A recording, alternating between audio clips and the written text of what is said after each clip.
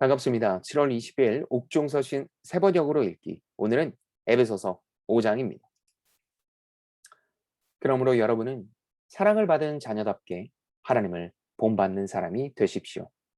그리스도께서 여러분을 사랑하셔서 우리를 위하여 하나님 앞에 향기로운 예물과 제물로 자기 몸을 내어 주신 것과 같이 여러분도 사랑으로 살아가십시오. 음행이나 온갖 더러운 행위나 탐욕은 그 이름조차도 여러분의 입에 담기지 마십시오. 그렇게 하는 것이 성도에게 합당합니다. 더러운 말과 어리석은 말과 상스러운 농담은 여러분에게 어울리지 않습니다. 오히려 여러분은 감사에 찬 말을 하십시오. 여러분은 이것을 확실히 알아두십시오. 음행하는 자나 행실이 더러운 자나 탐욕을 부리는 자는 우상 숭배자여서 그리스도와 하나님의 나라를 상속받을 몫이 없습니다. 여러분은 아무에게도 헛된 말로 속아 넘어가지 마십시오. 이런 일 때문에 하나님의 진노가 순종하지 않는 사람들에게 내리는 것입니다. 그러므로 여러분은 그런 사람들과 짝하지 마십시오. 여러분이 전에는 어둠이었으나 지금은 주님 안에서 빛입니다. 빛의 자녀답게 사십시오. 빛의 열매는 모든 선과 의와 진실에 있습니다. 주님께서 기뻐하시는 일이 무엇인지를 분별하십시오. 여러분은 열매 없는 어둠의 일에 끼어들지 말고 오히려 그것을 폭로하십시오. 그들이 몰래 하는 일들은 말하기조차 부끄러운 것들입니다. 빛이 폭로하면 모든 것이 드러나게 됩니다. 드러나는 것은 다 빛입니다. 그러므로 잠자는 사람아 일어나라. 죽은 사람 가운데서 일어서라. 그리스도께서 너를 환히 비추어 주실 것이다 하는 말씀이 있습니다. 그러므로 여러분은 어떻게 살아가야 할지 살피십시오. 지혜롭지 못한 사람처럼 살지 말고 지혜로운 사람답게 살아야 합니다. 세월을 아끼십시오. 때가 악합니다. 그러므로 어리석은 자가 되지 말고 주님의 뜻이 무엇인지를 깨달으십시오. 술에 취하지 마십시오. 거기에는 방탕이 따릅니다. 성령의 충만함을 받으십시오. 시와 찬미와 신령한 노래로 서로 화답하며 여러분의 가슴으로 주님께 노래하며 찬송하십시오. 모든 일에 언제나 우리 주 예수 그리스도의 이름으로 하나님 아버지께 감사를 드리십시오. 여러분은 그리스도를 두려워하는 마음으로 서로 순종하십시오. 아내된 이 여러분, 남편에게 하기를 주님께 하듯 하십시오. 그리스도께서 교회의 머리가 되심 같이 남편은 아내의 머리가 됩니다.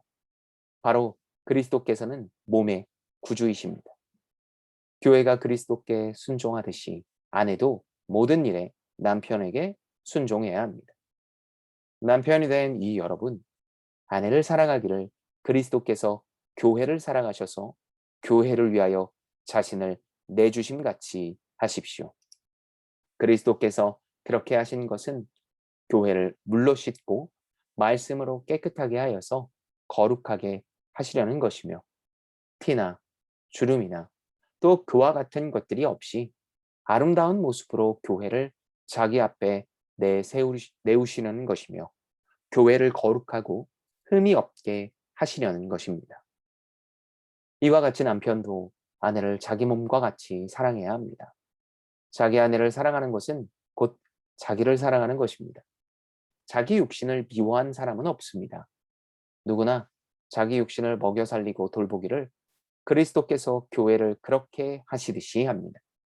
우리는 그리스도의 몸의 지체입니다. 그러므로 사람이 부모를 떠나 자기 아내와 합하여 그 둘이 한 몸이 되는 것입니다. 이 비밀은 큽니다. 나는 그리스도와 교회를 두고 이 말을 합니다. 그러므로 여러분도 각각 자기 아내를 자기 몸같이 사랑하고 아내도 자기 남편을 존중하십시오. 에베소서 5장은 사람들과의 관계, 특별히 이 공동체의 지체들이 교회 안에서 서로 어떻게 대화해야 되며 어떻게 대해야 되는지를 이야기를 합니다.